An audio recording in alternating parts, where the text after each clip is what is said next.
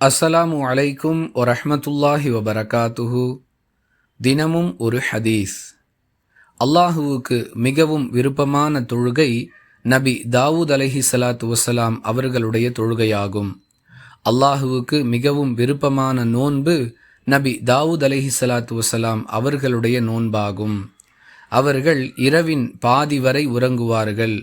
பிறகு எழுந்து இரவின் 1/3 பகுதி நேரம் தொழுகையில் ஈடுபடுவார்கள்.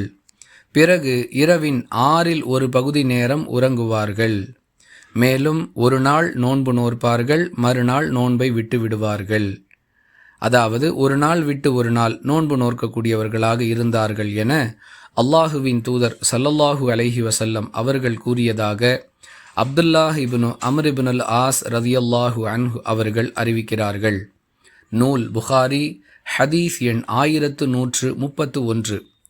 அன்பிற்குரிய அல்லாஹுவின் நல்லடியார்களே, இரவின் பாதி நேரம் வரை உறங்கிவிட்டு பிறகு எழுந்து மொத்த இரவில் 1/3 பகுதி நேரம் தொழுகையில் ஈடுபட்டு பிறகு சிறிது நேரம் உறங்குவது, இது நபி தாவூத் அலைஹிஸ்ஸலாத்து வஸ்ஸலாம் அவர்களின் வழக்கமாக இருந்தது.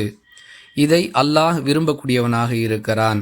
அதாவது முழு இரவும் வணக்க வழிபாட்டிலேயே ஈடுபட்டு தன் உடல்நிலைக்கும் தன் குடும்பத்தாருக்கும் சிரமத்தை ஏற்படுத்தி விடாமல் குடும்பத்தாருக்குரிய கடமைகளையும் நிறைவேற்ற வேண்டும், தன் உடலுக்குரிய கடமையையும் நிறைவேற்ற வேண்டும், அதே நேரத்தில் அல்லாஹுக்குரிய கடமையையும் நிறைவேற்ற வேண்டும் என்ற அடிப்படையில் நபி தாவூத் அலைஹிஸ்ஸலாத்து வஸ்ஸலாம் அவர்களுடைய தொழுகை அமைந்திருந்தது.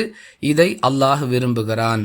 மேலும் எல்லா நாட்களும் நோன்பாளியாக இருந்து தன்னைத்தானே வருத்தி கொண்டு தன் வீட்டாருக்குரிய கடமைகளையும் குறை செய்து விடாமல் ஒரு நாள் நோன்பு ஒரு நாள் நோன்பு இல்லாத நிலை என்ற நடைமுறையை நபி தாவூத் அலைஹிஸ்ஸலாத்து வஸ்ஸலாம் அவர்கள் கடைபிடித்தார்கள். இதை அல்லாஹ் விரும்புகிறான் என்ற பொருளில் ரசூலுல்லாஹி ஸல்லல்லாஹு அலைஹி வஸல்லம் அவர்கள் நமக்கு விளக்கம் அளிப்பதன் மூலம் வணக்க வழிபாடு என்ற பெயரில் தன்னைத்தானே வருத்தி கொள்வது, தன்னை சார்ந்தவர்களுக்கும் சிரமம் அளிப்பது மார்க்கத்தில் அனுமதிக்கப்படவில்லை என்ற அறிவுரையை கூறுகிறார்கள். புரிந்து நடந்து கொள்வோம். வாஹிரு தஅவானா அனில் ஹம்துலில்லாஹி ரப்பில் ஆலமீன். அஸ்ஸலாமு அலைக்கும் வரஹ்மத்துல்லாஹி வபரகாத்துஹு.